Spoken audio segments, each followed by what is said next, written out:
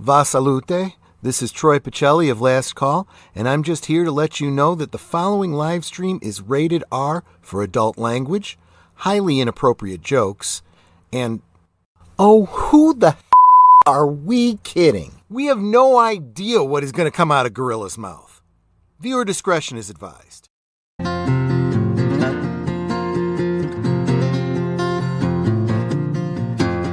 Gorilla kicks it off with a verbal grenade. No filter, no brakes, just truth unafraid.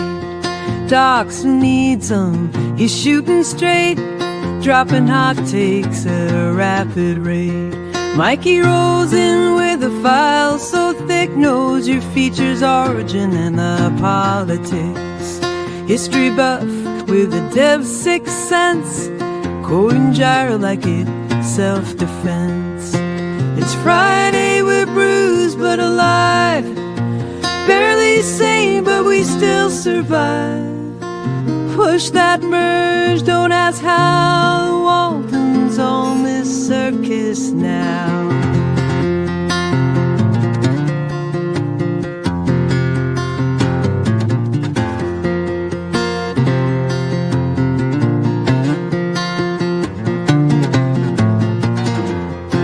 PvP with a smile and a sucker punch, slides and jokes with a logic crunch.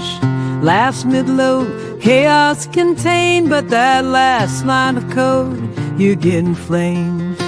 Then there's Germ with a side-eye glare, cynical takes floating in the air. Nice commit, he lies through his teeth before suggesting a rewrite underneath. It's Friday, we're bruised but alive, barely sane but we still survive. Push that merge, don't ask how. The Waltons on this circus now. So here's to bugs, banter and brawls, to teammates who roast while catching your falls. Same time next week, yeah, we'll be back, shipping dreams on a caffeine track.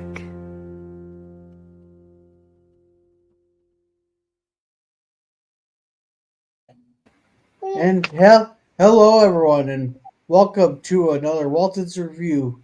Now, you may notice in our poll today, we got something slightly different here.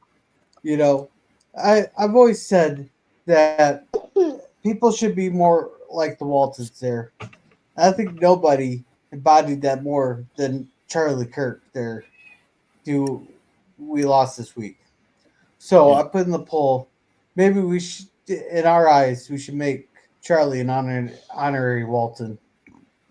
But with me, I got Resolute Germ. How are you doing? Not too bad. How you doing, Gorilla? It's been a rough couple days, but we're hanging in there. How about you, Mikey? Oh, me and Suzanne, we're doing okay. We're just awaiting the signal when Suzanne's supposed to go in to get her first knee repaired. So it's a waiting game right now. All right. And how about you, PvP?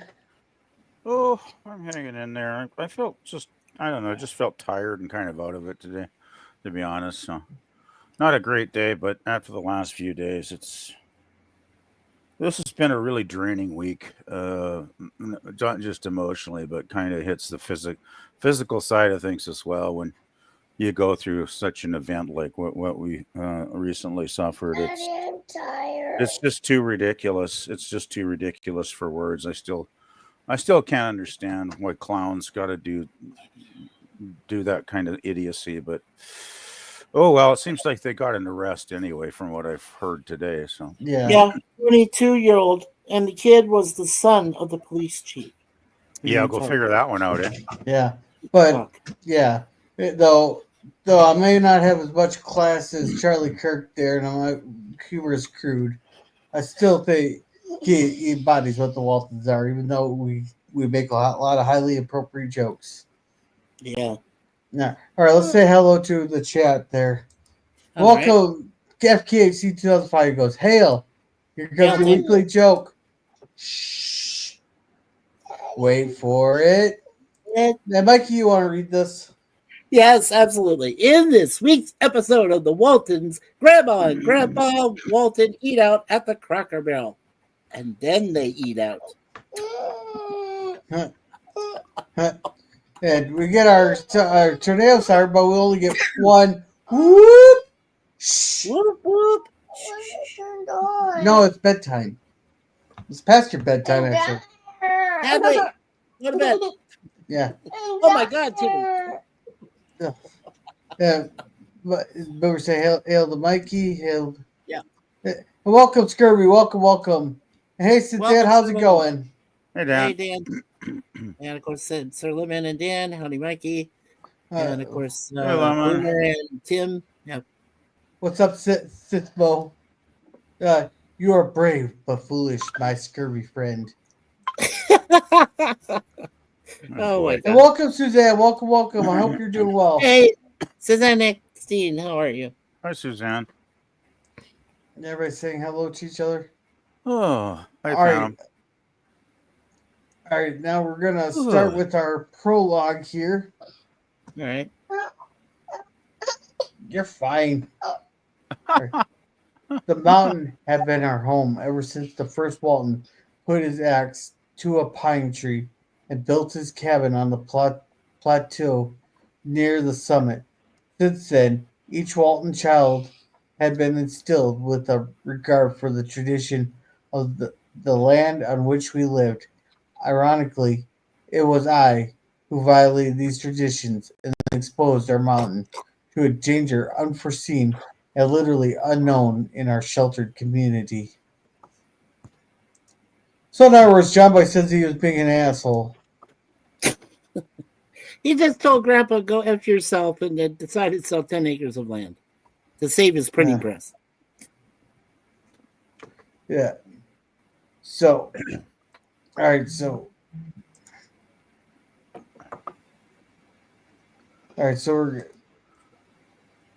we know that Grandpa willed each kid, all 7 kids, a portion of the mountain there. So John, they call it John Boy's meadow. So here we have him at the bank company. Yeah. Here, and John Boy he's trying to talk the bank into giving them an extension on the loan, but they're like, "Oh, money's tight. Come by, and all that. Blah blah blah. We're gonna be dicks and not give them an extension. We're not gonna help." See, I just They out there, they could give them another 2 weeks or something. Yeah, but I'm he sure. might already got an extension. I'm sure the bank is really hard up for cash, right? Actually, they were. Still $30. I mean, it's not a fortune, John Boy's. And John Boy is not even asking for money. He just wants, even a bit of an extension. But he's SOL, I guess. So Yeah. This is still 1937, ain't it? Yeah, it's still Far as I 1987. Yeah. What would be what he's asking for? What would that be like in U.S. dollars today? Why you think I asked what the thing would be here? Okay. Let's see, $30. So basically, $676. Wow. Today, that's what he'd be asking for. Wow. Oh, So he's 2 months behind. So he's paying just a little over $300 a month, kind of situation. yeah. Right. And I lost contact here.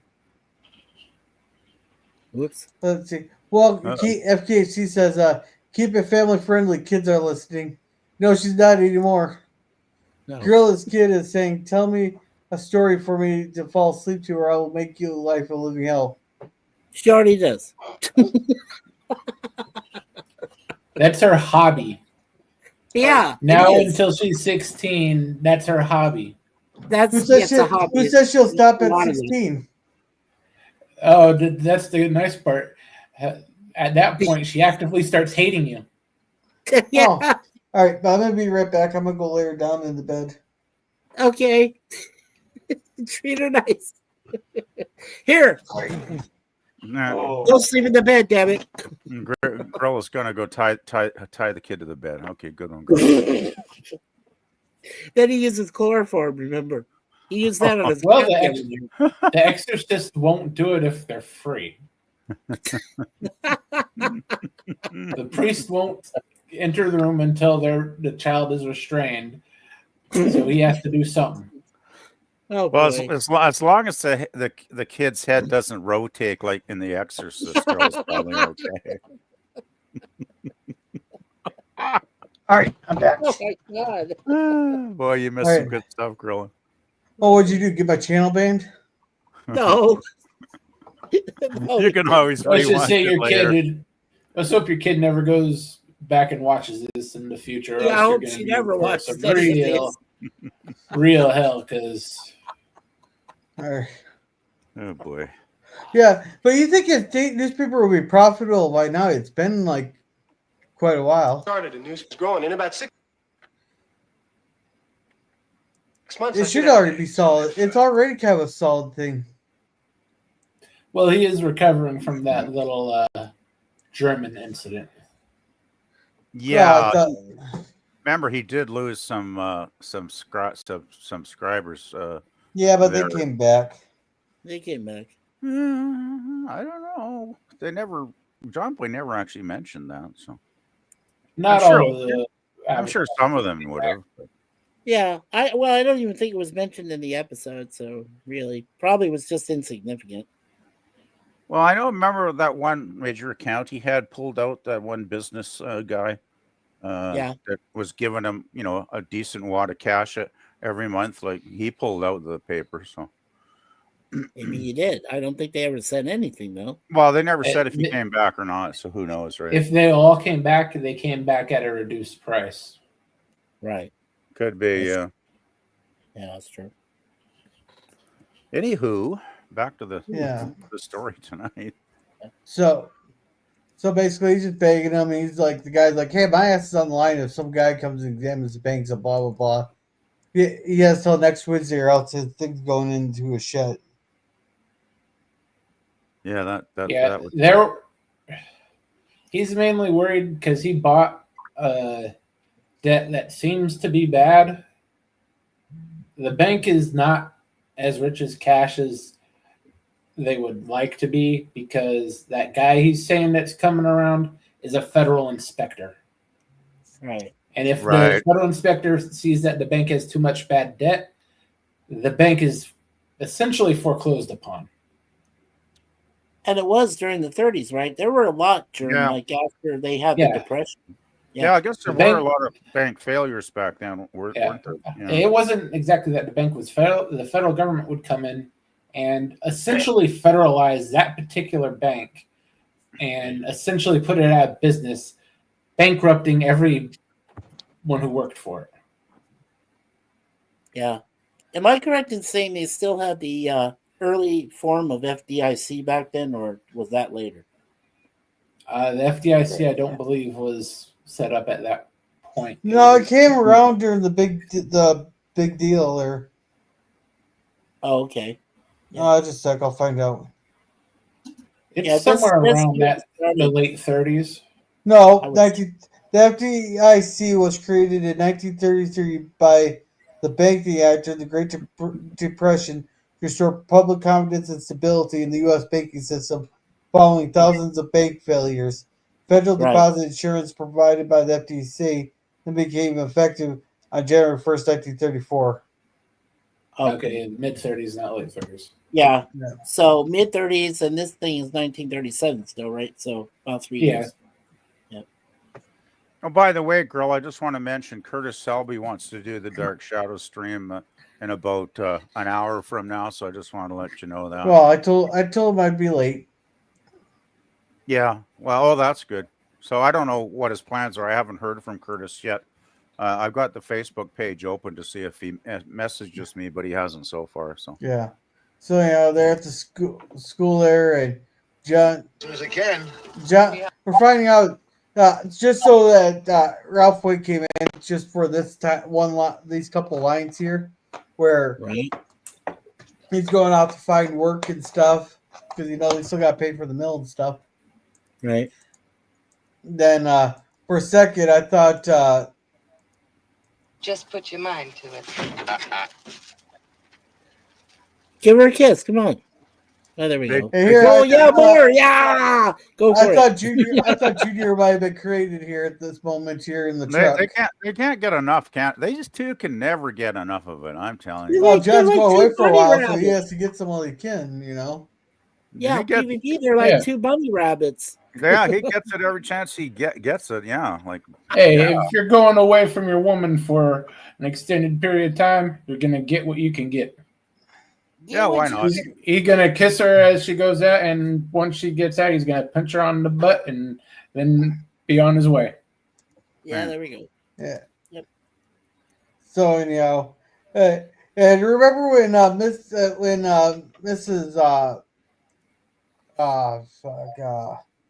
Fordwick? No, not Fordwick.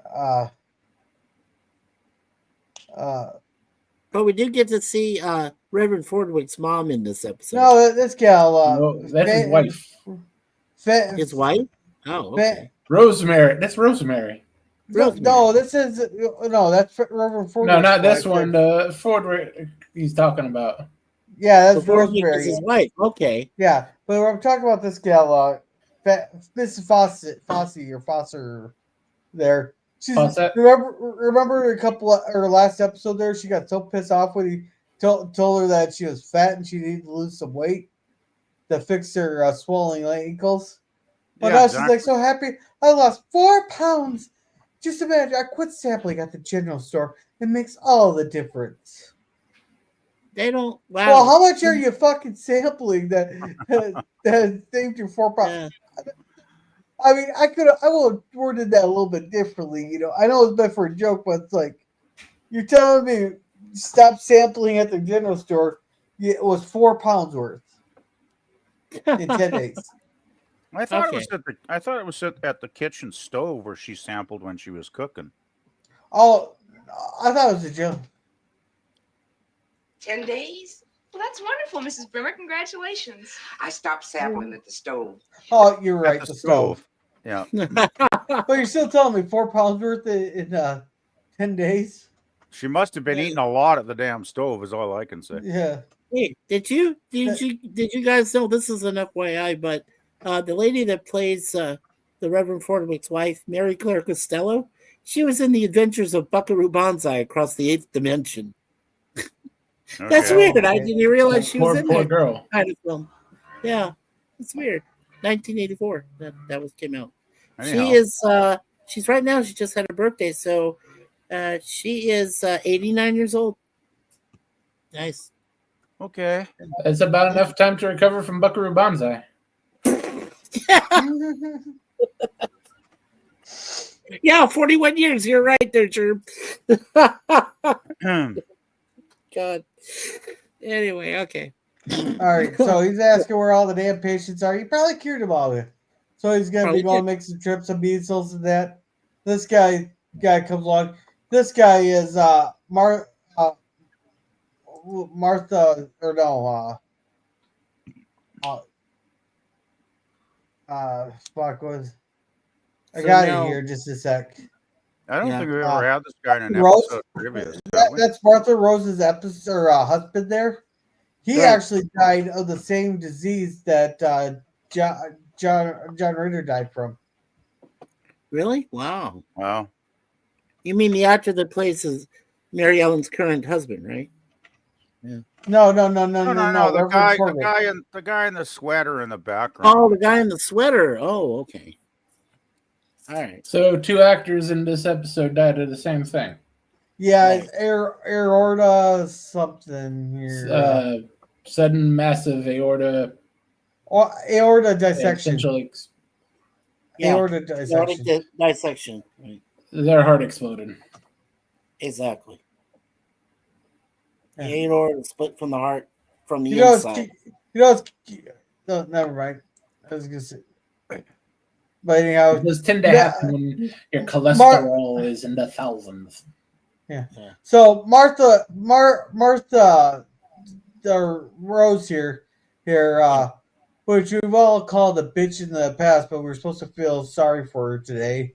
But I think we all called her a bitch at one point in the series. But I think we did.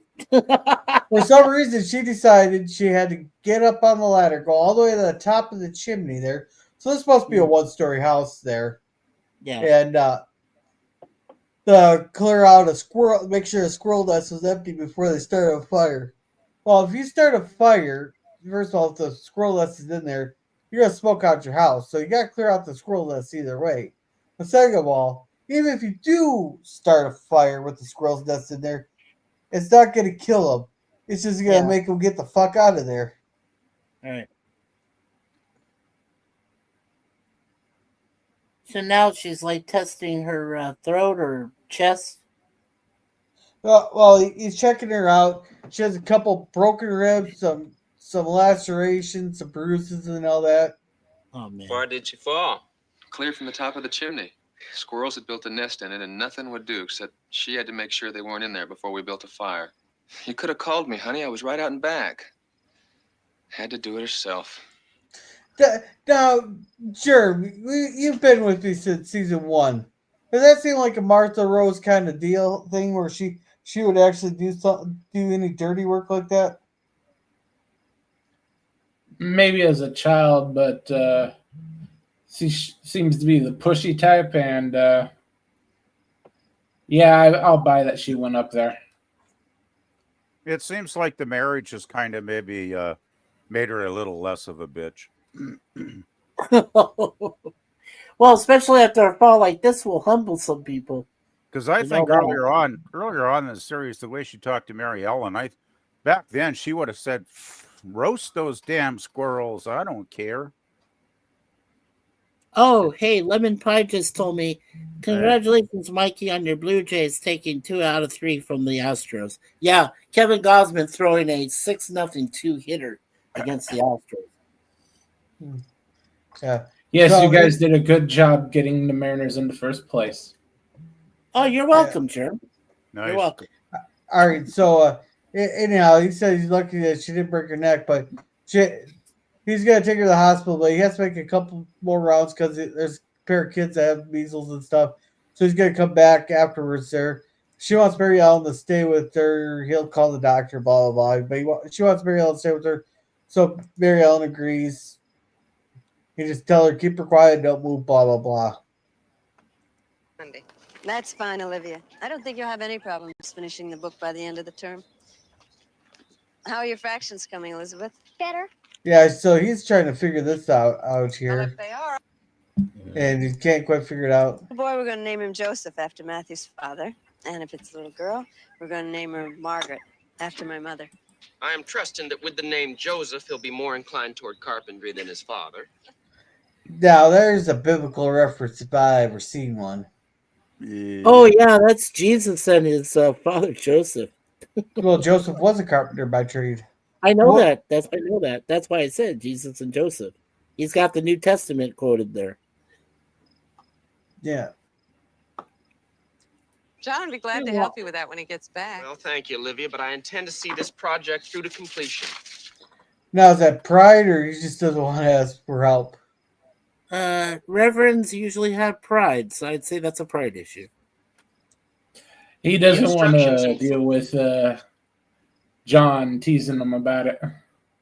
Right. Because John will make a joke or two. Yeah. And John could probably get that thing put together in 2 or 3 minutes. Yeah. So what we're saying here is that the Reverend Fordwick's wife is pregnant. That's cool. Well, sure looks like it. Yeah, she's been pregnant for a while. How long? How many episodes? If she ain't pregnant, she must have grabbed a turkey down at Ike's place and stuffed it in her. Or a huge ass chicken, whichever comes first. That would be a huge ass chicken. That's what I said. Anyway, this is a good line here, too.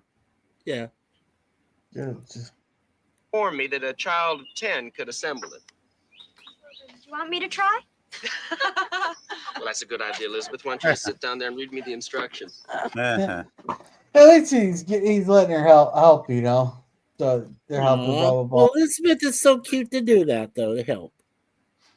Well, Elizabeth took him literally. Yes. Yeah. She loves that wild man. She's got a nursing. I'm not sure who she's talking about. So, you know, they're Mary talking. Ellen's She's husband. giving her a Mary drink. Ellen's husband. They're talking. She's still being a little bit. They're rehashing.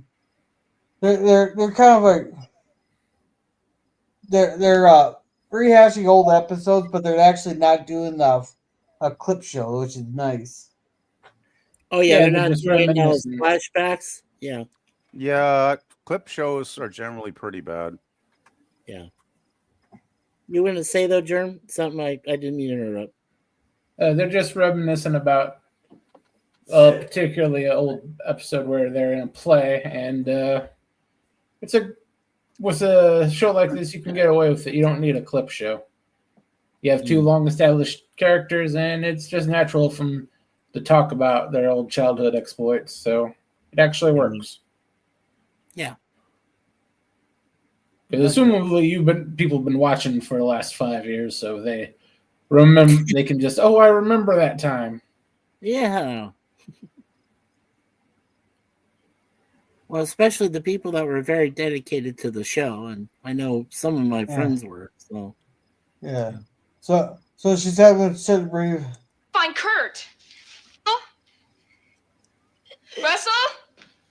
What is it? Martha Rose is having trouble breathing. Go see if you can find Kurt. Well, can I do something for her? Yes, go find Kurt. Come on, listen to her. Yeah, she's a nurse. I'm sorry, it's just hard seeing a young Judy Norton play a nurse. I'm sorry. Yeah. So somehow he does manage to track him down.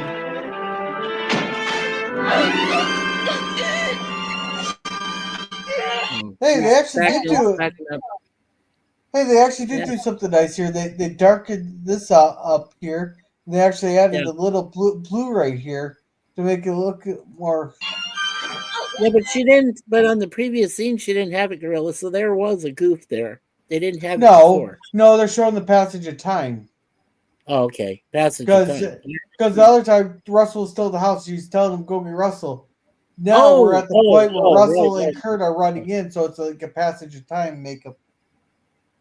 Okay, I thought it was an immediate goof. Okay, no worries. No. What happened? She's choking. Muscle spasms closing the larynx. Here, clean the area quick. What's wrong, Doc? I gotta do some surgery. Get out of here, Russell. Get out! Yeah, get the fuck. Russell, get the frick out, you dumbass. Yeah, no, but yeah, I was actually surprised that they managed to keep that detail, keep the hands clean. Don't tell me he's gonna put a hole in their throat. What are you gonna do? Tracheotomy. Basic tracheotomy. I thought that was a relatively new thing. Back in the Tracheotomy? 30s, No. it was. Well, I thought it was, John. No, that's one of the older surgeries, Really? as far as I know. Okay. I'm looking it up right now. Yeah, tracheotomy. Just you can't highlight that word though, John. But if you can remember it, you can take a look at it. Yeah, I love our Holy shit! So what you find out? The procedure of a tracheotomy is very old, with the first documented instance dating back to ancient Egypt around 3600 BC. The earliest written references also appear in the Hindu text of Rig Veda between 2000 and 1000 BC. The term tracheotomy was introduced later by a surgeon, Lorenz Heister, in 1718, though the procedure has been refined significantly over time. I thought it was a lot more modern than that, like 50s modern, maybe 40s. Too. Wow. No, Wow. I always figured it was kind of an ancient practice. Yeah, but I mean, what did the Egyptians do back then to open your throat? Well, Cut it they with did a a lot rope of. or some They, shit? I don't know. oh, they Jesus. mummified people too, Mikey. So No, that's true. That's true. You're right. Yeah, they knew a great deal about anatomy from mummification. So Yeah, that's true. just Yeah. like a little,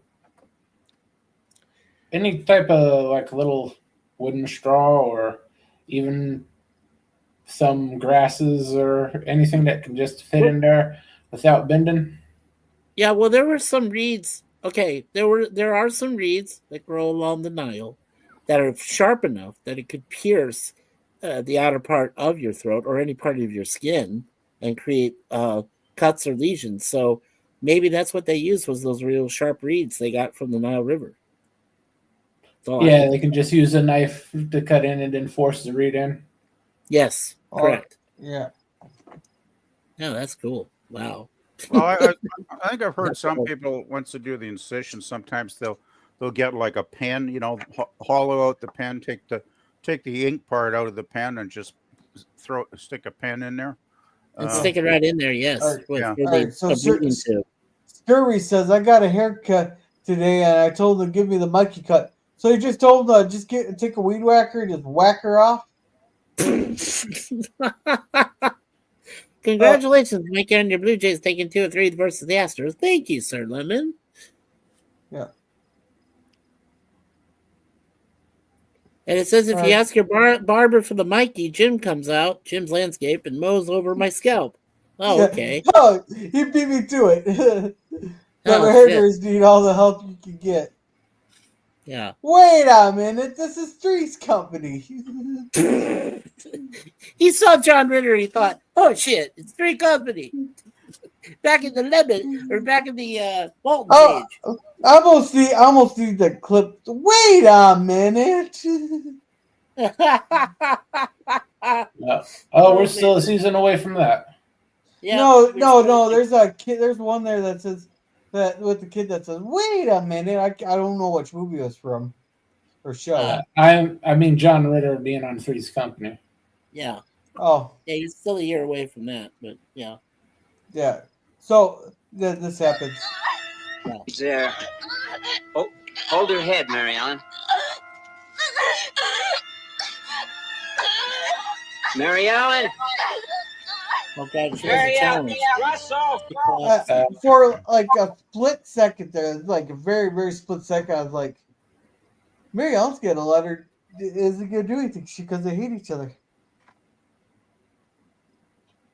I gotta say, think she would have saw something like that in nursing school. She did a pretty good fall there. I gotta say. Yeah, I'm proud of Judy North for that fall. Good one there, Judy, and you did your own stunt. Yeah. Nice. Russell! But they do not show the trigonometry here. Russell, get in here and watch me cut your wife's throat open. Yeah, they didn't show that part because it would have been too graphic for television. Well, you think? Yeah, I think so. You're cutting the woman's throat open. Yeah. That would have taken a good chunk of their effects budget.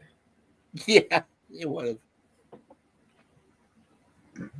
Yeah, but I wonder if the tracheotomy would have drawn in more viewers or less viewers if it was graphic enough. Well, since Waltons is generally considered a family-friendly show, I don't think it would have boosted the ratings. No, probably not. Yeah, it's not like Dr. G Medical Examiner. I got that reference. So you said you might be buying some land. Yeah, Mr. Carter's right. I'm just moving in here. I'm not quite set up for business yet. You got some land you want to sell? Well, That not sounds like a necessarily, line. but I do have some, and That sounds like a line from Jerry Rafferty's, Baker Street, where he says, "I'm dreamed about buying some land. I'm going to give up the booze and the one night stands." I just say that sounded like a line from a song. When he said, "I'm going to give up the land," and I was curious what it might bring. Well, it depends on where it is. I mean, there's a lot of ground around here. Some of it's worth something. Now, a lot of it's not. I know. Um, right here. Sounds like a businessman right there trying to underscore him. Yeah. Also Right try to here say we are. ground around without making a mistake. We're in Charlottesville, right there. Now, where's your property located? Well, we're right up here. It's Waltons. All right, Oh, so right up here. this isn't a mistake, but it's a fun fact. Now, John Boy is pointing northwest of Charlottesville, and he's locating it on the map there. But in reality, Schiller, which is the town that Earl Hammer grew up in, is Yes. 26 miles southwest of Charlottesville, where John Boy is pointing 26 miles northeast or northwest. Nice. Nice. Error. Error. Well, it's not really an error. It's just a fun fact. It's the show versus real life. Yeah. You know, John Boy's kind of getting back into naive mode in this episode, I found. Yes. I know he's desperate for cash, but selling his land, wow, didn't he realize Grandpa was going to be PO'd? Well, he's Yeah, dead. he was very, very aware of that. That's why he goes and confronts him. Right. Yeah, it doesn't work out too well. No, it doesn't later on. No. Let's see. Oh, this is Pre-Three's company. You have a good night there, Boomer. Have a good night. All right, Phantom Boomer. So, anyway. Oh, anywho. Waltons Mountain, and my piece is about 10 acres right up above there. Oh, yeah. Yeah, that's marketable land. Well, there's nothing on it now. It's just a meadow. There's not even enough trees for logging or anything like that. How much you want for it? $1 million. Well, it's not for sale. But, see, I was just wondering if in the future I should decide to sell it. I'd like to know what it's worth. So you're asking a scummy guy to ask you what it's worth instead of asking why couldn't he put the meadow up for on his printing presser? Why couldn't he put the meadow up for collateral and get an extension?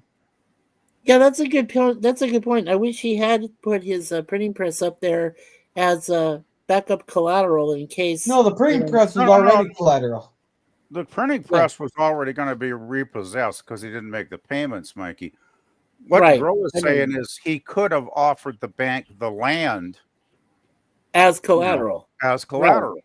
Sure, that would have been good. Then he could have kept his printing press. Now, whether the bank would have accepted, of course, I have no idea. What they would have said. Well, for what it costs, right? But I think Gorilla's pointed out an error with the episode where they should have had John Boy make that offer to the banker. He should have, right? Good idea. Yeah. Keep going, girl. I'll give you $4 an acre. All right, so $4 an acre. So 40 So bucks. $40. $40. So no, would 90. be the equivalent. No. Well, you said $4 an acre. He has 10 acres. Yeah. So yeah, that's $90 there. But so Gorilla. let's see. What's 4 times 10? So the 10 acres altogether, he's offering him $900 for all 10 acres. Yeah, there you go. Which I think we got lots here that go for 10,000. Yeah. So that just we got square feet that go for more than 900. Yeah. Yeah. So I mean, look, Well, yeah, I'm going by Boondocks numbers here. You can't. So you're going by redneck numbers there, okay? There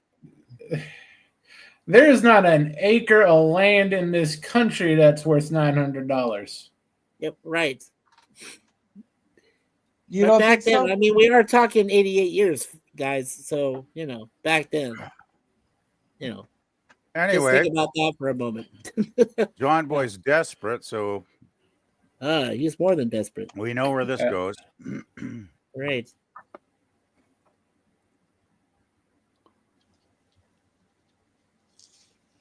$4 an acre. Well, that's Yep. what I'd pay you. Now, somebody else might give you more. Yeah. More. Mr. Shelby, how long you been in this part of the country? Oh, John, boy, Virginia, you a country long hick, you. time. Blue Ridge Mountains, not so long. Well, I tell you, it may not be very smart business of me to tell you this, but you can buy land all over these mountains for $1 an acre, maybe even less. All right, so that dollar is $22. I guarantee you, if that even adjusted for inflation to today's numbers, if it was $22 an acre, the land would be swallowed up by a lot of people just for that. Yeah. Oh, I wish I could buy acreage at that kind of price. Wow. Yeah. So BBP, I wanted to ask you what. Oh, I'm sorry. So BBP, I wanted to ask you a question. You recognize the guy he's talking to that plays Mr. Shelby? Not offhand. Okay. Do you remember the movie The Andromeda Strain from 1971? I certainly do. That is John Carter, who was in The Andromeda Strain in 1971. And what role did he play in that fine And film? that one, let's see. He played. Let me get my glasses back. I do like the Andromeda Strain. I it's very unusual for a sci-fi flick because it's mostly about suspense than anything else. He played MP Captain Morton in 1971. So the actor's name is John Carter. Military police? Military police. That's it. Captain Morton. Okay, that must be an early part of the film. Yeah, it's earlier on before the strain. That's where the military goes and gets one of the scientists, takes him out of his house or something, right? Yes, that's one of the guys. Okay, I remember that scene now. All right, so Okay, cool. Well, my offer still stands. Listen, I tell you, you give me, here we are. You give me an option, buy your land in 30 days, $4 an acre. I'll give you $5 right now. all right, so that $5 because it's gonna come important. Yeah. So that's pretty much $112 that he's offering him. Wow. So if I don't buy the land, you can keep $5. Well, $5, that wouldn't help me out right now. All right. I'll pay you $40 cash right now. Cash. so that means he's outright buying the land. He's outright buying. He should be outright buying them out. Yeah, he's got the worm on the hook, and John Boy's about to bite like a big, dumb hick fish. Now Yvette rears its ugly head. Well, let's get the deal done here. Let's do it. Seems crazy. I mean, it is. What would you do with it? What would you do with a piece of land like that? Well, Interstate Land is a diversified company. We might fatten a few cattle up there. It would be part of a long-range investment program. Yeah, Boy, dude, I could spell that bullshit all the way over here through time. That's business bullshit for sure. And you said him buying them out at $4 an acre would be equivalent about $900. Yeah. Today's money. He is undercutting John Boy by 50%. Exactly. At So land, which what his meadow would be, the average price should be around $1,830 an acre. Right. Yeah. Well, don't forget, this guy is in it to make a profit for himself as well. Oh, don't worry, they get the profit, all right. Yeah, but we do admit that because he's saying about it would be part of long-range investment projects, he's embellishing this just to see if John will, like you said, PvP, jump at the hook and grab at the bait. This guy, that's one thing I actually kind of enjoyed this character because he's so slick. This is like such a slick business professional here. This guy knows his trade and he knows how to sucker people all day long to get exactly what he wants them to do. Yeah, I bet he made a mean-ass military policeman in Strain. I haven't seen the movie in so long, I don't remember. But Me either. I mean, I was only 5 when my dad took it to a movie theater to did you ever go see it see it. since? You ever see it since, Mikey? No, really haven't. No, I haven't Yeah. even seen late night stuff of it. So It's long time ago. it's a pretty entertaining film if you can get into a slower paced movie, which back then people had attention spans, so it wasn't a big problem then. Yeah. Well, you know what else was a slow paced movie? Soylent Green with our friend, the Mr. NRA guy, Chuck Heston. Charlton Heston. Yeah, Yeah, that was that's not one of my favorite Heston films. I got to be honest about that. It's okay, but he did much better work. Totally. Go ahead there, Gorilla. Keep going. Yeah, let's get this going because I don't know. Curtis is going to be itching to start Dark Shadows. I'm not sure Son, when. I'm not twisting your arm. Now, you came in here and asked me what I'd pay, and I told you. Well, I know it. I don't mean this personally, but $4 an acre. Seems like there's got to be some catch to it somewhere. Well, if you feel that way, you shouldn't sell it. I mean, if you got any reservations at all, don't do it. Now, is that reverse psychology or not? Basically, That's just fair. Go ahead, Turn. He's very good. He is covering his bases. There is a chance that once you do this deal, there's no going back, and we may not do what you think we do on this land, but it's none of your damn business what we do anymore. So just think about it. Mm-hmm. He's given him a chance to think about it. He's given John Boy the out right here. This is the thing. He's very low pressure, like no pressure at all, really. He's just making the offer and just letting the other person, see if they take the bait. And if they do, he's happy. And if they don't, he'll go and get another sucker in the next person that walks in the door. That's what we would call him, one of those early shrewd businessmen. Absolutely. He knows his trade well. Yeah. He does. Yes. What is it? Shrewd. Yeah. Anyhow. Yeah. So Marianne collapsed and Chris are found. It's not your fault. It happens. Maybe if it's because you knew her so well. Blah blah. Oh, this is a good scene. Hold still, you old fool. Know you about the only mule in the county that's campered like this. Oh, is that really old fool? Does Grandma call the mule the old fool as well? I'm guessing. Yes. No, So she Grandpa's calls the mule jackass. Grandpa's the mule, basically. No, she calls the mule the jackass. Yeah, the mule's old fool because Grandpa doesn't want to be the only old fool. Yeah. Oh, good night, Suzanne. Suzanne's going. Good night, guys. Good night, Suzanne. Have a good night, Suzanne. $1 million. No, $1 million. That's what I'm saying. This is probably one of the better scenes in the episode. At least I thought so. Yeah, this is good. Real gear is really good here. It's predicting we're going to have the biggest rain since the storm in '93. I'm sorry, it's not. No, not. Oh yeah, that's storm. I wonder if a hurricane hit Virginia in 1937. I don't know, but no, I don't think so. No. It is quite a storm later in the episode. Yeah. But he's talking like 1893. How would he remember a storm? Oh, never mind. He's old. Well, Grandpa's old. Yeah, that's what I said. I said that. Yeah, Grandpa would have been like in his 40s or something. Or something. Not? Yeah, it's only 44, 45 years ago for him. Yeah.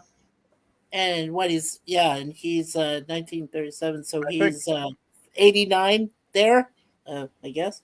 Yeah. No, he's 73. Oh, he's 73? Well, in Gorilla, he was okay. He was 39 when the last that big storm he's talking about. Yeah, that's old enough to remember things, right? So yeah, because Grandpa died at 74, I believe. Right. So, yeah, we're getting close to that season, aren't we? We are. I did tell you what the weather's going to be like, but I'd just as soon hear about it on the radio. Hey. What are you brooding about? Oh boy, you don't want to know. Oh shit! Grandpa can read Oh it. fuck! Oh, Okay. crap me. Okay. Grandpa should have had a fan in the background, cooling him down so the shit could hit it. You know, I swear, grandparents can read your mind. They must have had some form of ESP before they die. They can tell. Yeah, it's called wisdom and insight. Ah, that's it. That's right. Well, Or life experience. Take your pick. Yeah. Mr. Still, Johnson the sold thicker my powder. note on the press to a bank in Charlottesville, and they've given me till Wednesday to come up with the $30 I owe. Oh, dear. But you've been keeping real close mouth about it. Well, you and Daddy have had your problems. This one was mine. See, What? John Boy should have done one of those. Let's get together, family, and have a hoedown and raise $30.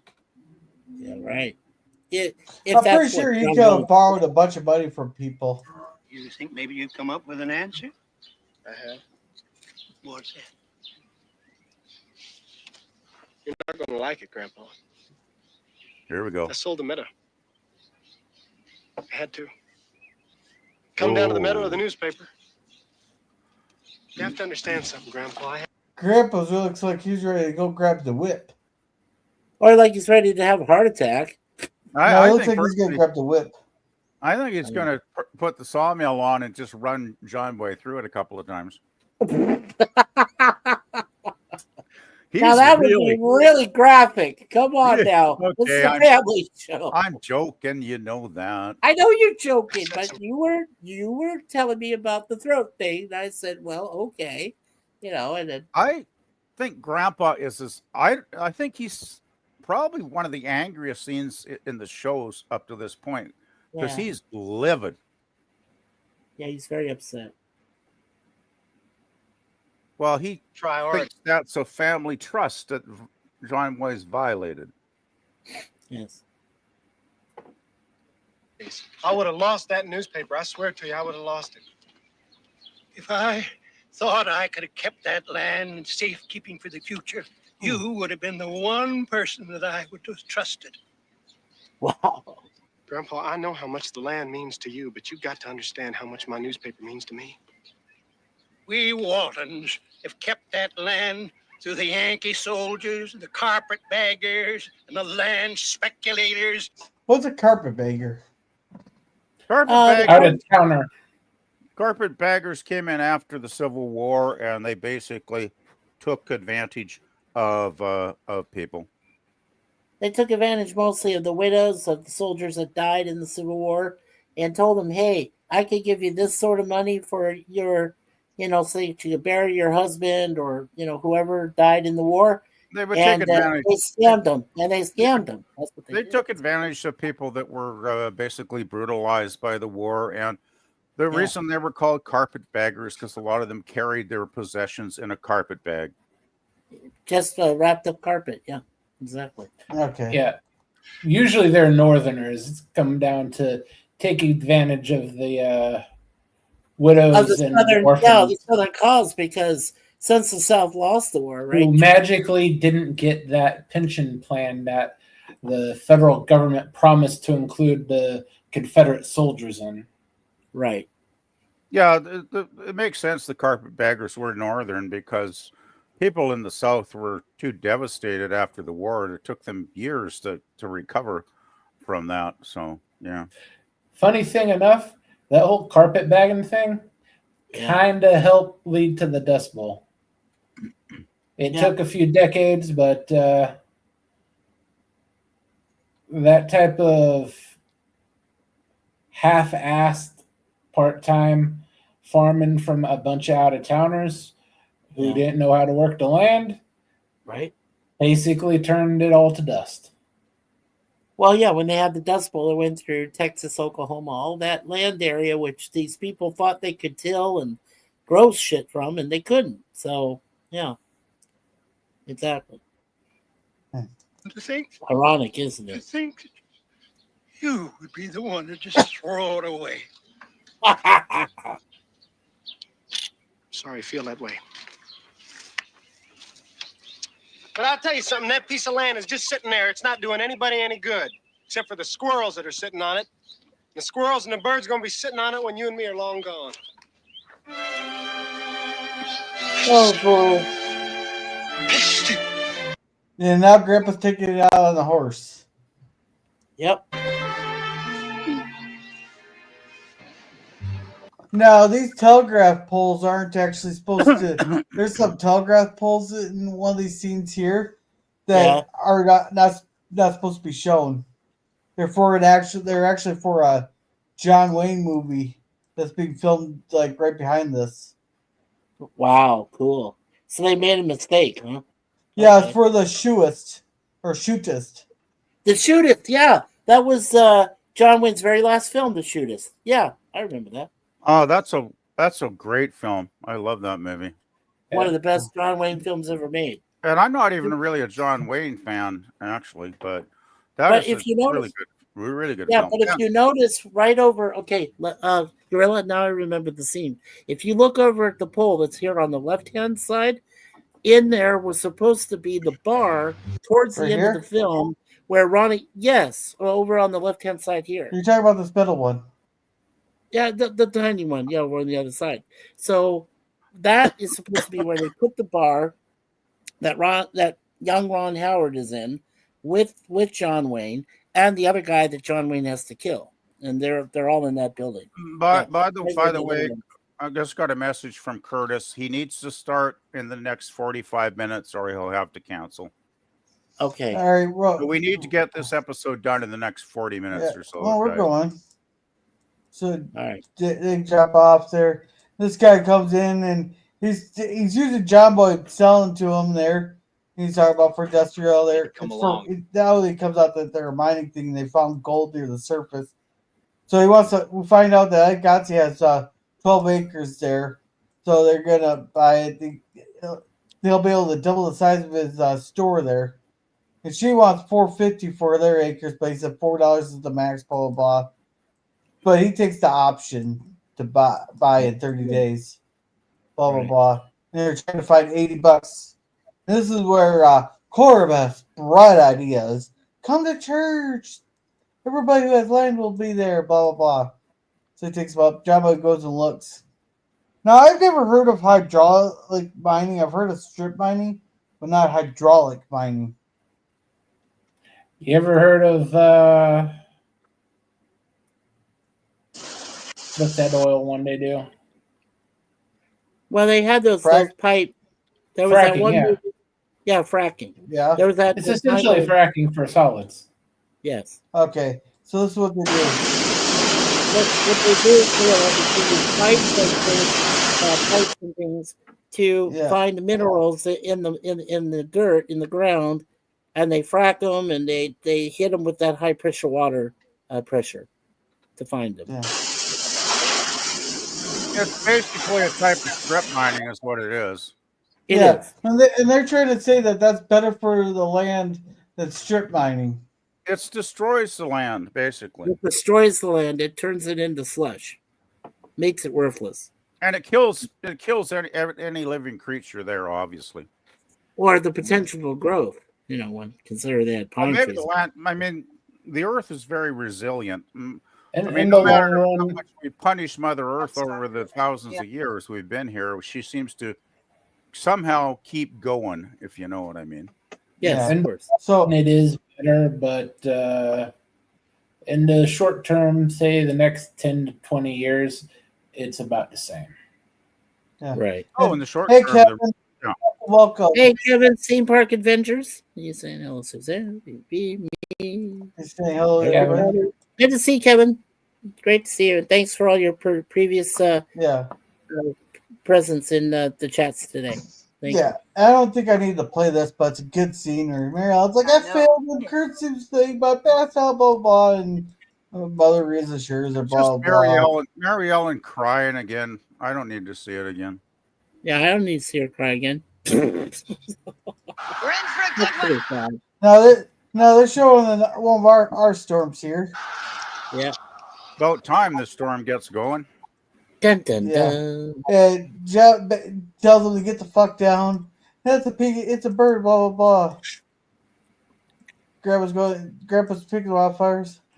You made your choice. Grandpa, I want to talk to you. Oh boy. Grandpa, I know Right you're angry there. with me about this, and I don't blame you, but you don't know the whole story on it. You needed the money, and you made your choice. I made the choice because I didn't know the facts.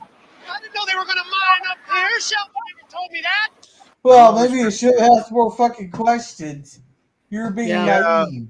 Making decisions without facts is not a great idea. Right. You felt that there was a catch, but yet you didn't ask questions. Well, he should have pursued it after he said, but I know there's got to be a catch. He should have kept questioning. That's the thing. He didn't. He took the easy way out. He took the cowardly way out in this instance. I wouldn't necessarily say cowardly, but Well, I think it was more desperation, actually, Mikey. yeah, okay, you might be right about that, but I'm just saying. If he told me that, I never would have sold in a million years. That's why he didn't tell you. Grandpa, I made a mistake. I made a terrible mistake. I got to do something about it, but I don't know what to do about it. The only thing I know is I want you with me. I don't want you against me. This land was yours to do with as you saw fit. What's done is done. We'll talk no more about it. Can I help? oh come on, does that seem like Grandpa to you? No. What, Well, stubborn and But he's being belligerent? more stubborn than but I mean, Jeremy, No, refusing to help John Boy in this situation instead of telling him to fuck off. What's done is done. Well, I can understand his anger because Grandpa is getting near towards the end of his days, and to him, there's nothing more holy other than God than Waltons Mountains real estate, because the Waltons have been there for generations. They've held that land, as he said, right through the war and all that garbage. And to Grandpa, that's a sacred trust. And John Boy has betrayed not only the land they're supposed to hold in trust, but John Boy has betrayed Grandpa as well. And I understand Grandpa's anger completely. I totally get it. Yeah, me too. And I think he's pretty much betrayed the family because Grandpa does represent the patriarch of the family.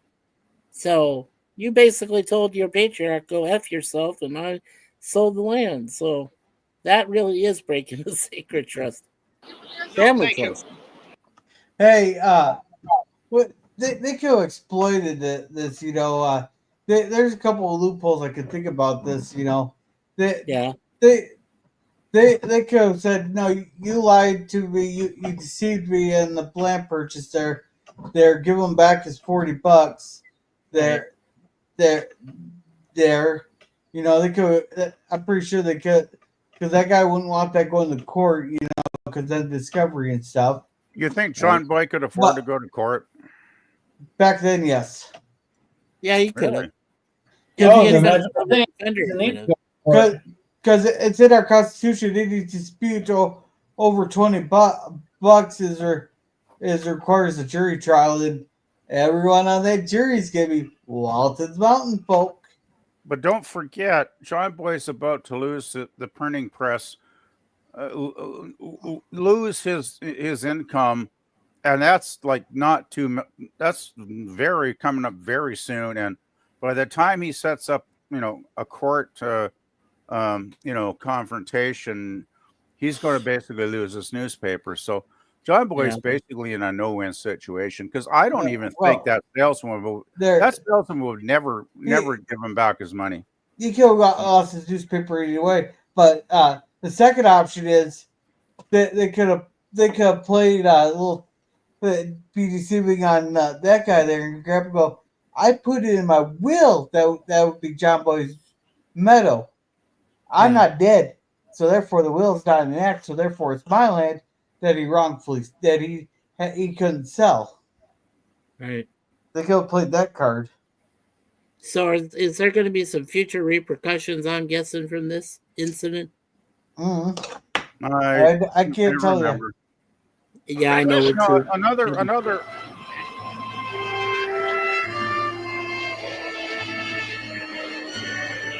That's their one doggy, right? For season 1. Yeah. That's a happy dog. So Mary Ellen's coming and Kurt's up in the hills and the baby's coming. Okay, you got my attention now. Sorry. Going to preserve them. Increase them. There's a specimen here from every wildflower in the upper meadow. Zeb, now will you Oh, stop man. that? Now, John Boy selling that land of his has just got you going off in all directions. You help me and give me a hand here, Esther. I'm going to make another trip. Will you try to understand that to John Boy, that newspaper and his future mean more to him than a hunk of land on the top of that meadow? I don't increase and propagate them. They'll be lost to future generations just like the wild passenger pigeon was. Will you listen to me? There's a storm coming. You know that. And you're acting like you don't have a brain cell work. Here's a wild white azalea. Englishmen come over to our mountains over 200 years ago. They took it back to the Kew Gardens. It has adorned the gardens of royalty ever since. You haven't heard a word I've said, have you? And here's a wild bloodroot. You know, the Indian squaws, they used to use it to dye their clothes. And the warriors would use it to paint their faces, and they went on the warpath. And here, Esther, here's some wild mint from alongside the splashing streams for your tea. What am I going to do with you? I can't tell if she's I can't tell her emotions here. Like she's trying to side with John Boy here, and she's trying to be the peacekeeper here, but Zeb's playing the charm there, making it so she can't fight against him. Well, I like the way this scene ends. If you want to play the last bit. Yeah. I'm going to plant these right below your window, Esther, so you can see them most every day. These are wild bird's foot violets for your hair. You old fool. I love you. That goes both ways, old dear. I think that's the first time we've gotten that "I love you" out of Grandma. It's really, really a cute scene at the end there. I really enjoyed that. Yeah, we can only imagine what the after hours will from here. But for one, Grandma's the voice of reason, and Grandpa's going off the rails like a crazy train, right? No, he's starting to lose it. Yeah, I'm just saying. Anyway, back at the ranch, there's a baby going to be born soon. Yeah. Oh, So spoiler. She's getting there. Well, that's no secret. Well, if you haven't seen it watched this since the 70s, sorry. Yeah. So Ike here, you're telling John, but trying to get Kurt sick. He already kind of knows what's going on. He comes home and he tells him Grandma that Rosemary's alone and has a baby there. They should try to find Grandma. No, Grandma's like,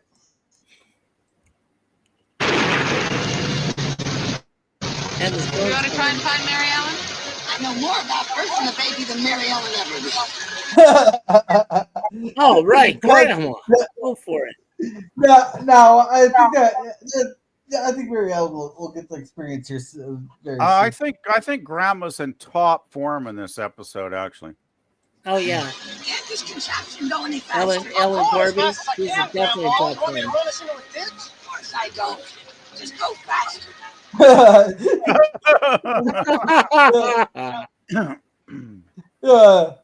Not to be that guy, but she has an old face going right here. I don't know if this is something I've noticed in a lot of TV shows or movies, but it seems like when a woman's giving birth to a child, there's all sorts of hell going on all around the place. Either it's like a big damn ass storm or some snow blizzard or some other crap thing.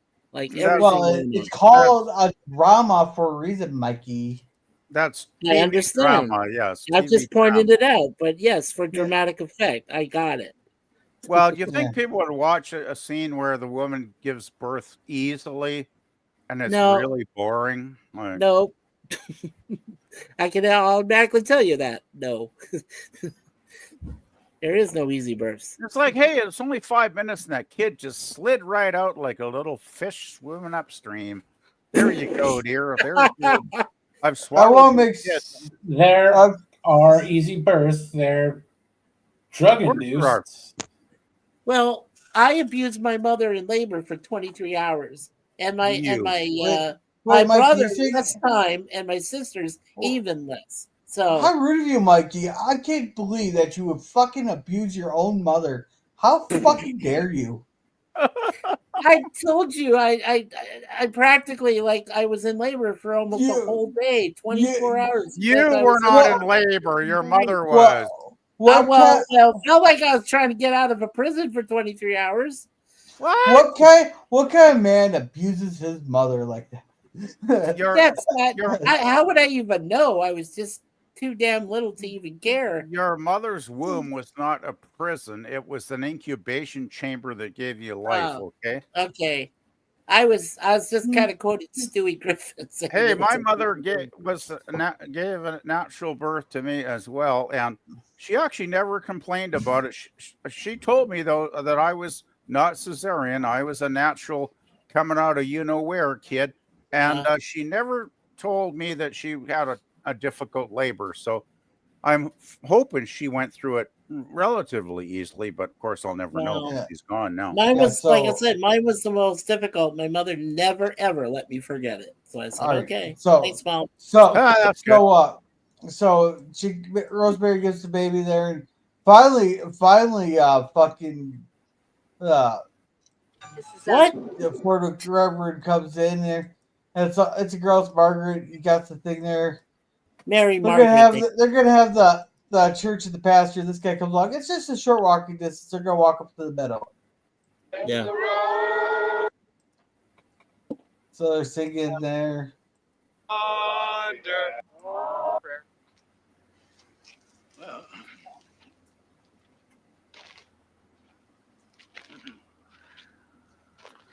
here we go.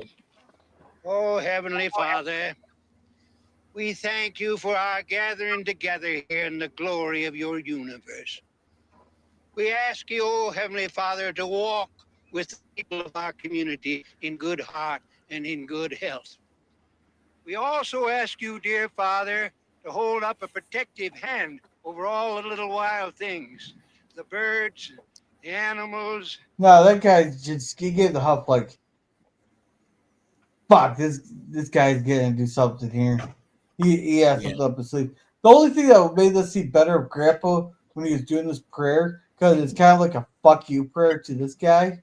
People have just been looking him straight in the eye the whole time while he's doing this fuck you prayer. Well, Grandpa's basically giving a fuck you prayer, but it's kind of sideways because he doesn't like to be belligerent directly to strangers. Yeah, but I would still had to do it straight in this guy's eyes. Well, it comes later. We're not there yet, but it comes later. Okay, well, let's hurry. Yeah, let's hurry. We still got about 30 minutes because I'm getting message to death here from Curtis. Well, that's kind of rude of the kids. Before we adjourn, one of our members wishes to make an announcement. John? Thank you very much, Reverend. I think maybe you all haven't got the word yet, but there's a man here today who's going to offer to buy your land from you. Now, his name is Mr. Shelby, and he represents a land company, and what this land company of his wants to do is to destroy everything up here and turn it into a mining camp. I'd like to try to keep you all from doing something that I did. I made a big mistake. I was in a pretty desperate situation, and I found a way here of making a little money pretty quickly. So I sold this piece of land. This piece of land that belonged to me. But I never would have sold it, not in a million years, if I knew what Mr. Shelby planned to do with it. Now, wait a minute. Yeah, well, see, this is going to turn the whole crowd against him, and the guy there, but he didn't. No, I'd like to have my say here now. This young man here came to me. I didn't go to him. He had some property to sell. I bought it at a fair price.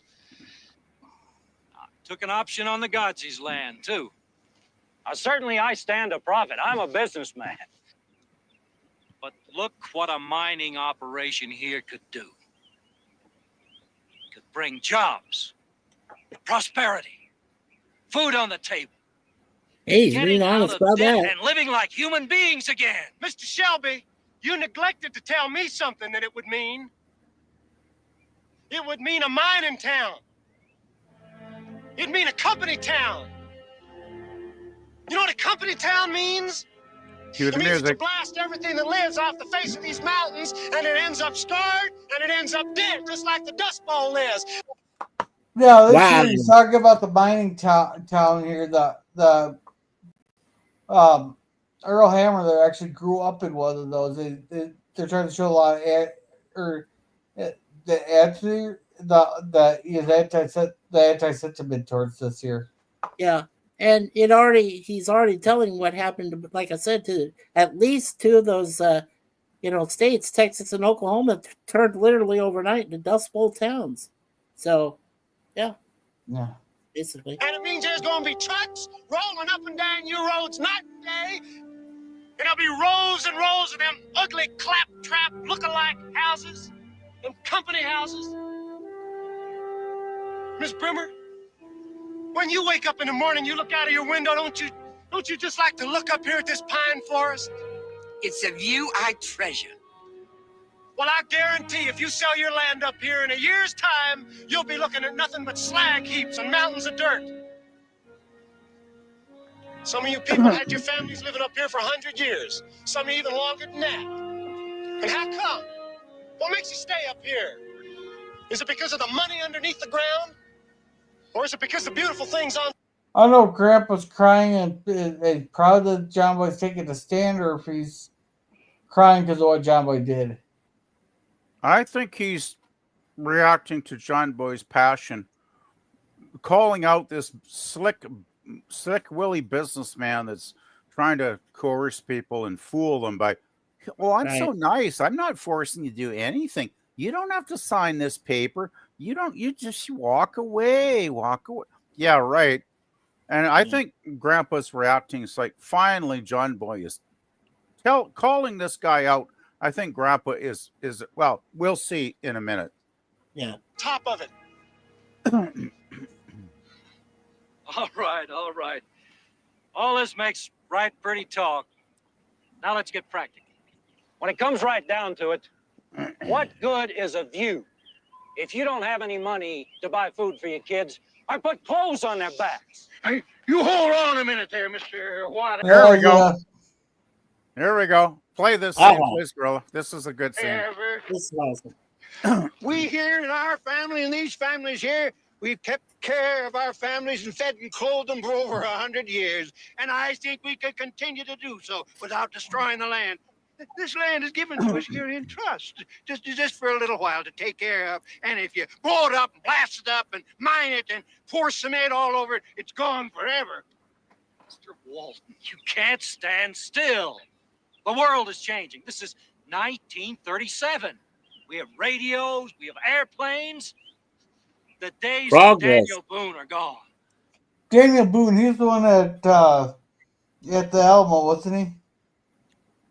I believe so. Daniel Boone was a man. He was a big man. And he had a Walt Disney TV series for a while, too.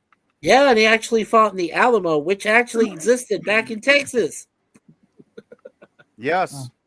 Historical America fact. is a highly civilized, mechanized country. What we're planning here is progress. Whose progress? I believe in There we progress, go. too. It means working together with your fellow men and helping hold on to some of the wonders of this world for our children and our children's grandchildren to enjoy. Where will we be? Our great-great-grandchildren. Where will be the air and the trees? It's clean air for them to breathe. Always have trees and clean air for people to breathe. Where? Don't bet on it. Where will they be? After you and your kind get through with it, just where will they be? Thank you, Grandpa. Dan Will Gear is fabulous in this episode. Man. But you all got to make up your own minds. If you want to sell your land, and Mr. Shelby's right here. Yeah, so I think we got the gist of it. One guy stepped forward and everybody else told them fuck off. Even got to give back. They adjourned here. You know, the one part at the end, John Boy offers to get his land Right here. back. Yeah. Well, I reckon you'd like to sell me back my land now, wouldn't you, Mr. Shelby?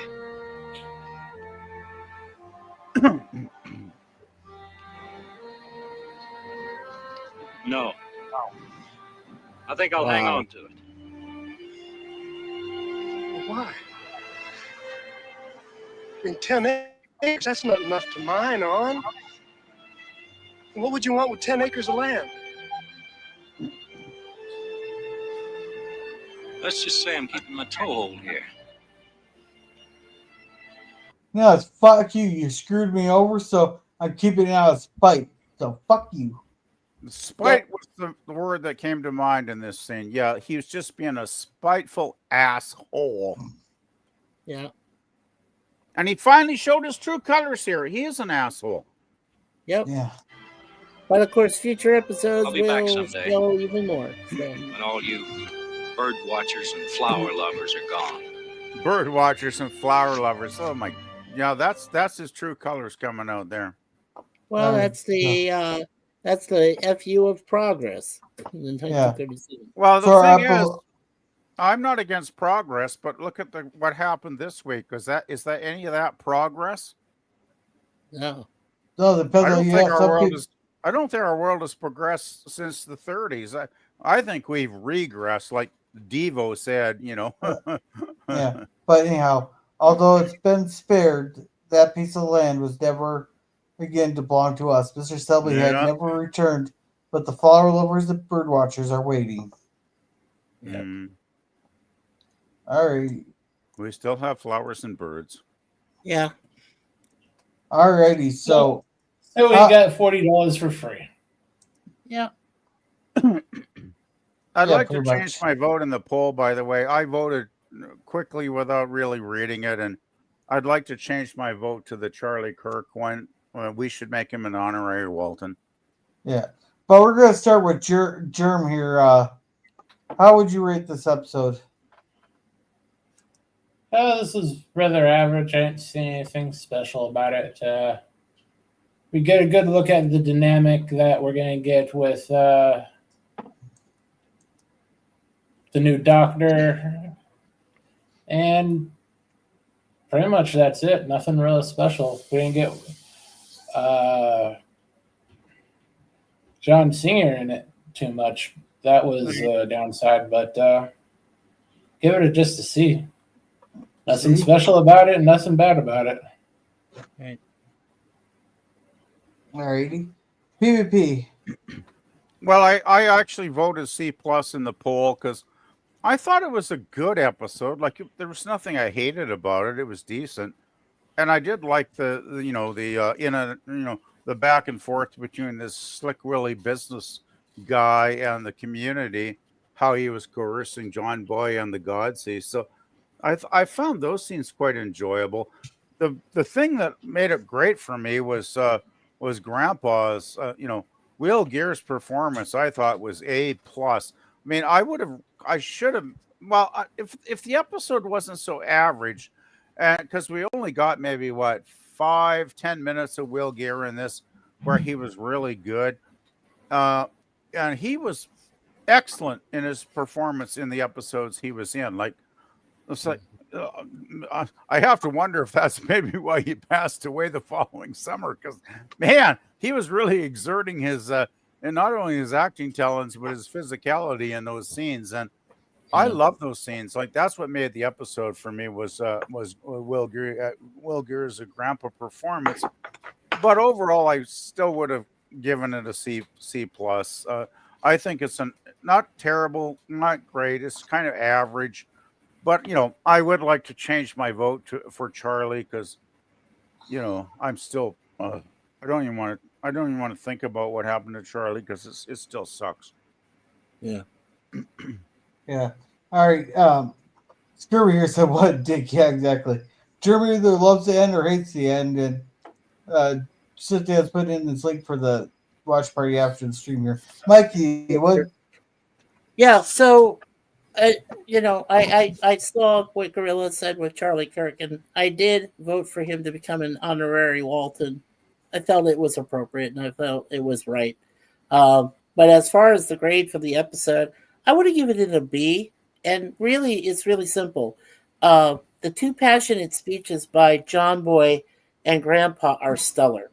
The Mary Ellen and her new husband, Curtis, really didn't mean that much, even in the whole scheme of things. So I kind of dismissed it. But I'm sure it'll mean something later on down the line. And the way it ended, I mean, that is what gave me a C. And that end of it was because it's unresolved. Because we now know that that land is gone, and he owns 40 acres. And whatever he's been doing with the mining and all that stuff can lead to more repercussions down the line. So, like I said, between the A grade of the passionate speeches for the land and what's already happened to it with a C grade, I gave it the middle, which pretty much everybody else did, a B grade. So I gave it a B. Yeah. I give it a straight Okay, up thank B. you. After me, I've given it a B plus there. You know, we may I may not have class. I may have some crude humor here, but you know, with this episode, it did that ending there kind of reminded me of Charlie Kirk's goals there. You know, instead of fighting it out with violence, because they could have easily just buried that guy, or they could have easily taken care of get job with. They chose with their words to fight back against the mining company, hoping that they turned the crowd against him, but none of them got violent. You know, they used their words to debate it out. You know, I didn't even plan on it, I should probably trace the words like I couldn't think of better episode like to where we're trying to honor Charlie Kirk. The show, like even the Waltons there debated the ideas out there on that. They even had that little progressive for progressive sakes thing at the end there.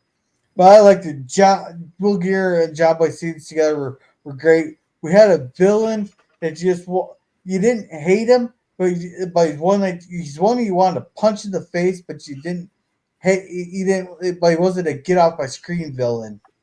If that makes sense. Well, Yeah. that's the thing. I didn't even have the energy to want to punch him. I just thought he was so like neutral in his approach. Like he just was a master manipulator. He wasn't really Well, hateful or evil. He was just a master businessman. he So was really, even that, he didn't manipulate anyone. He made a very plain, fair offer to everybody, and John Boy's the only sucker. Well, Well, the thing is, he got John Boy got he got a lot. He lied by omission to John Boy. thing is, Yeah. though, he did not disclose exactly the. You know, he said, "Oh, maybe we'll put some cattle or something on there." Like he was not being honest with John Boy about the intentions Yeah. because he knew they were going to do. They wanted to do the strip mining for the gold underground. Yeah. That was the whole point of buying up all the land. And It was valuable, right? So anyway, I gotta go because Curtis and Larry want to start soon because Larry's not well, as you know, and yeah. we need to get Dark Shadows done. So Yeah, go ahead, PvP. I'll come join you soon. You guys yeah, have sent me a link already, right? I'm gonna set it. There is a link in Messenger on Facebook there, Mikey. You could probably find it. Okay. So yeah, I'm gonna go. I have to bow out a little bit early, guys. But good stream as always. I love talking to you guys. Have a good one. All All right, PvP. I'll see you there soon. So go ahead, Gorilla. So on I the popped poll, out the chat here. We ten had a votes? change of vote there, so 70% out of the 10 votes goes to making Charlie an honorary Walton there. And that's appropriate. C plus Yeah. and C minus got 10. There, A plus, A minus. Well, I don't know. What did he say his grade was?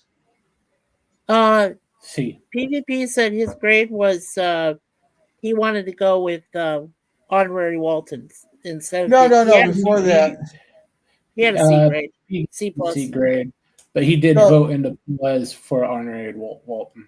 yeah, Right. so 10% there. So, all right, so there's that. So let's thank everybody for being here. Thank you, Sci-Fi Sit Down, for being here. He has a watch party coming out tonight. That's the slime one, ain't it, tonight? Yeah, that's in about 15 minutes on his alternate channel. All right. Right. So you got Curtis Selby streaming Dark Shadows. We got Sci-Fi Sister doing the slime watch party, and does another watch party on Wednesdays there. So make sure to check him out. And Boomer's also streaming on his Cosby channel. Thank you, Scurvy, for coming. And thank you, thank you, Kevin Theme Park Adventures, for coming. He does um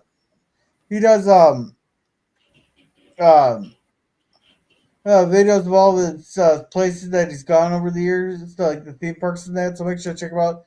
Thank you, Suzanne, for coming. And thank you, fans of Boomerang Sports, for coming on his Cosby channel. He runs 3 watch parties a week. He puts the trailers for those on his YouTube channel. So make sure to check him out. And thank you, FKHC 2005, for coming. And I believe that is everybody that let us know they're here. Let's see, Germ, since you got to go first, what do you got going on? Tomorrow we are watching Azadi Prime for the Saving Star Trek pre-show watch party, and maybe coming up in a week or so we'll be doing Landman watch parties on Thursdays. Alrighty, thank you, Mikey. What you got going on? Well, let's see. Thank you, sweetie. So tonight, of course, I'll be there with Curtis and Larry and PvP for the watch party for Dark Shadows. We got 5 episodes chosen at random. Probably all of them involving Jonathan Frid as Barnabas Collins. Tomorrow, please don't forget, if you can, to drop by and say hello at the Nostalgic Pod Blast, which will start at 5:35 p.m. Eastern. Chance Bartels and I will be examining in pop culture, in depth, the movies and the TV shows that reached, anniversaries this year and in the past. We'll also do a special tribute to Flo from Alice, Polly Holiday, who died at the age of 88, around the same time this week that everybody else, including Charlie Kirk, rest in peace. Also, I will be there for you, Gorilla, for Sunday, for your Cinema Sunday with Castaway with Tom Hanks. And then, of course, next week, I've got my Get Smart. I'll be in Season 2, TOS Season 2, and I'm down to the last final episodes of Season 5 from A-Team. And after that, I'll be doing Mystery Nights, Wednesday nights at 7 p.m. Eastern. And there will be live streams. We'll have a watch party. All right, thank you. As for me, I do got something I want to do for a perspective from Gorilla. I'm not sure when I'll do it. Might be tomorrow night. There, but then Sunday we got Castaway. Tuesday we'll have a cigar lounge. Thursday we'll have 4 episodes of The Twilight Zone, the end of season 1. Then on next Friday we'll have the next Waltons episode, which is the Great Motorcycle Race, where Jim Bob has a passionate relationship with a motorcycle. So the Great Motorcycle Race. Yeah, there we go.